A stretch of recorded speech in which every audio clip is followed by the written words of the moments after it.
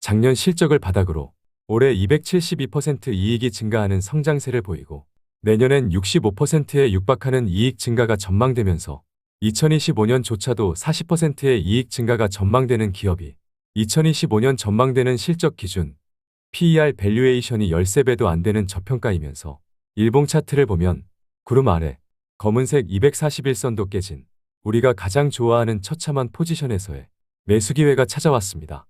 어차피 우상향, 지금 사서 2025년까지만 들고 있어도 더블만 가겠어요? 말 길게 안 하겠습니다. 들어와, right, now, 멤버십 가입을 눌러주세요.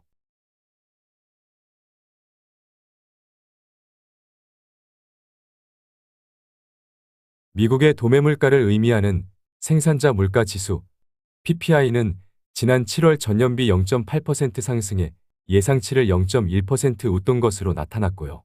전월보다는 0.3% 상승한 것으로 집계되었습니다. 시장 예상치는 전년비 0.7% 상승하고 전월비 0.2% 상승하는 것이었기 때문에 예상치보다 전년비, 전월비 모두 0.1% 높은 결과가 나온 셈입니다. 별로죠?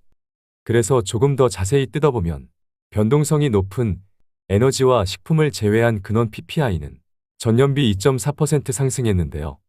이 또한 전망치보다 0.1% 높은 수치이기 때문에 별로죠? 뿐만 아니라 근원 PPI는 전월비로도 0.3% 상승해 이 역시 전망치보다 0.2%를 넘는 수치이기 때문에 별로죠?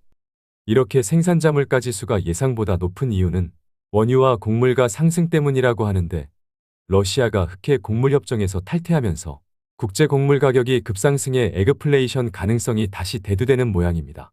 뿐만 아니라 지구촌의 이상 기후로 무더위와 대형 화재 등이 발생하면서 곡물 생산에 대한 우려가 증가하고 있는 모양입니다. 별로네요. 별로입니다. 원유를 비롯한 에너지 가격도 최근 3주 이상 상승하고 있는데 미국의 원유 재고는 감소하고 사우디아라비아를 비롯한 주요 산유국들이 감산에 나서면서 국제유가는 9개월 내 최고치를 기록하고 있습니다. 그래서 국제유가가 배럴당 80달러를 넘었고 혹여나 90달러를 넘어설 경우 인플레이션이 어쩌고 저쩌고 하면서 난리가 날 것 같습니다.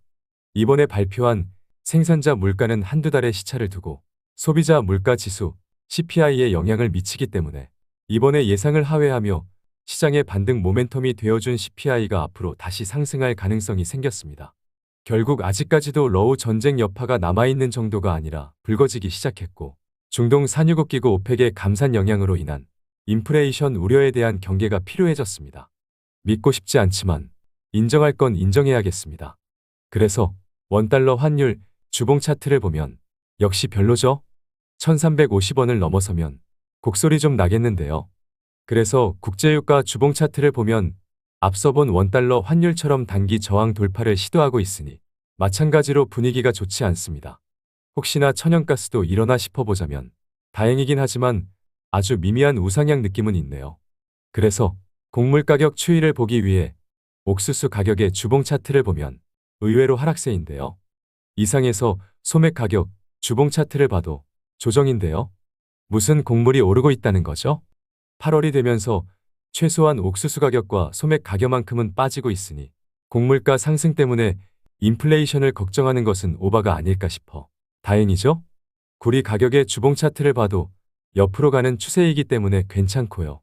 니켈 가격의 주봉 차트를 보면 여전히 조정 중이고요. 알버말의 주봉 차트를 봐도 리튬 가격이 조정 중인 것으로 보이니 정말 인플레이션을 걱정해야 하는 것인지 모르겠습니다. 국제 유가는 다소 오름세를 이어가고 있어 불안할 수는 있어도 우리가 보는 데이터대로라면 천연가스도 안정적이고 구리도 안정적이고 니켈과 리튬은 조정 중이라 원자재 가격의 상승이 인플레이션을 걱정할 정도라고 보기엔 제 눈이 잘못되지 않은 것 같고요. 곡물가 역시 우리가 본 옥수수와 소맥만 봐도 8월이 되면서 조정 중이기 때문에 7월의 곡물가 상승이 지속되지 않고 있다고 보이기 때문에 괜찮은 거 아닌가요? 어쨌든 또다시 인플레이션이 어쩌고 저쩌고 하기 시작했기 때문에 미국 2년물 국채 금리가 재차 상승하려고 하지만 앞선 이유에서 제한적일 수밖에 없을 것으로 보입니다. 그래서 나스닥 주봉 차트를 보면 조정을 받고는 있지만 그냥 혹시나 또 인플레이션이 어쩌고 저쩌고 하면서 금리를 또 올리지 않을까 싶은 괜한 걱정 때문이고요. 타이밍상 오르기만 했기 때문에 그냥 조정 타이밍이 됐기 때문으로 봐도 무리가 없습니다. 보는 김에 코스피 주봉 차트를 보면 우리가 그린 길인 그림처럼 옆으로 가고 있으니 문제가 없고요. 코스닥 주봉 차트를 봐도 우리가 그린 길인 그림처럼 옆으로 가려고 하고 있으니 문제가 없습니다.